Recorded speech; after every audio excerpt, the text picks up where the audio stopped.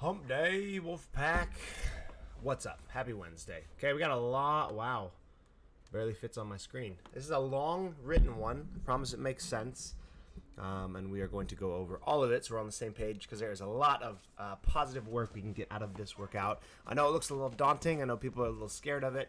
But don't worry. It's going to be fine. You're going to get better and you will survive. And it'll be fantastic. So we're going to EMOM it again.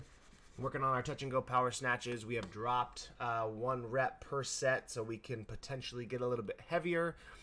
So it's the same format, 3 rounds of 4 touch and go snatches on this one. Did I say 4 rounds? 3 rounds of 4, sorry. 3 rounds of 3, and then the final 3 rounds are 2 touch and go snatches. All of these snatches are to be done without dropping the barbell. So once we get the barbell down to the hips, we go right down to the right down to the ground. As soon as it taps the ground, we revert all the way back overhead. So like we did in the past week when we were working the touch and go motion, it's very, very important to make sure that bar path is perfectly vertical on the way up. And then also on the way back down, it's even more important because if we let that barbell go out in front at all, it's going to change our overall positioning. It's going to make touch and go more challenging because we have more range to pull this barbell around. And as we do more reps in a row, it gets more fatiguing. Bar path goes out in front. The rep becomes crappy, more challenging, yada, yada, yada. So definitely use some moderate weights to start. That way we can prime the bar path. We can make sure our hips are getting extended. Remember, with the power snatch, we have to make sure we turn over and move our feet fast. And then as we return the bar to the ground, right, you guys probably experienced this last week. As you're touching going the barbell down and then you're trying to revert back up in a snatch, you've got, right, barbell momentum going this way, and then you're trying to reroute your energy to go vertical. So you really have to over-exaggerate getting extended in your hips because in the lighter weights here, the early rounds, it's very easy to pull early out in front with your arms, not get your hips extended, which makes this barbell complex a lot more challenging, and you won't be able to lift as much. So really, really focus as you return the bar, tap to the ground. You have to get all the way back into the hips, big vertical jump, and then that fast turnover. Okay, a good goal would be to try to go a little bit heavier than last week's, right? Last week we went 5-4 and we ended with the 3. Now we're going to end with 2. So overall, your goal would be to go a little bit heavier in these doubles if we can, depending on how we're feeling.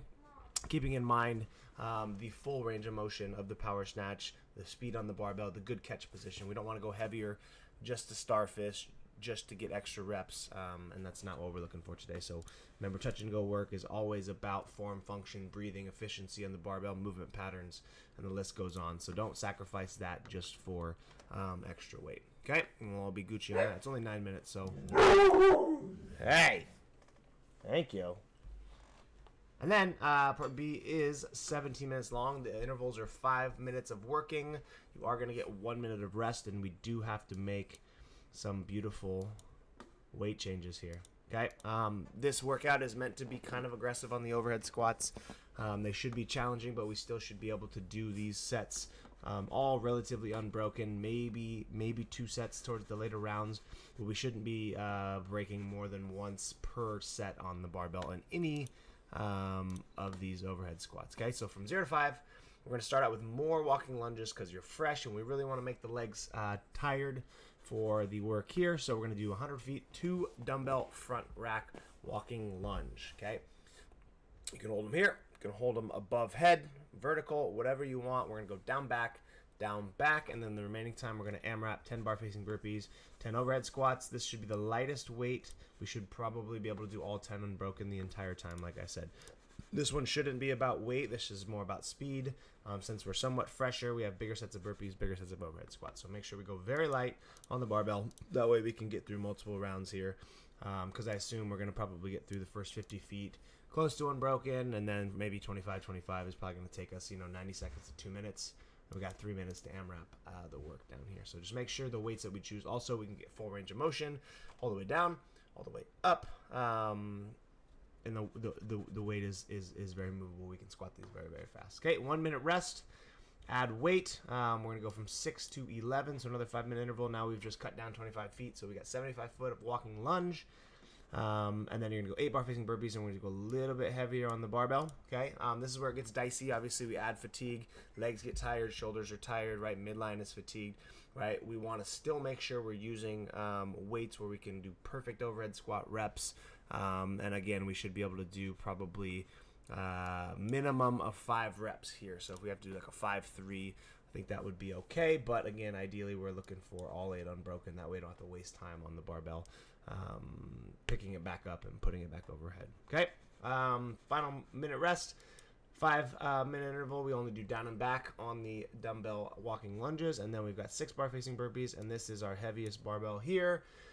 Again, probably should be able to do a minimum of 3 to 4. So if you need to break this up into 2 sets, again, that's fine. But since it is a shorter rep count, I would hope that we can do these all unbroken for 6. As you get to these heavier barbell rounds, you definitely want to take the burpees a little bit slower, right? So you can breathe, you can recover, and make sure when you're ready to go on the barbell, pick it up, try to do all 6 unbroken or all 8 unbroken or whatever. And then they use the boopies, use the burpees as your cruise pace, and you can kind of try to recover a little bit so you can go bigger on the barbell. I think that would be a very, very good idea. If at any point, right, these overhead squats fall apart, or we don't have a ton of like super weighted overhead squats, you can keep the barbell weight the same the whole way.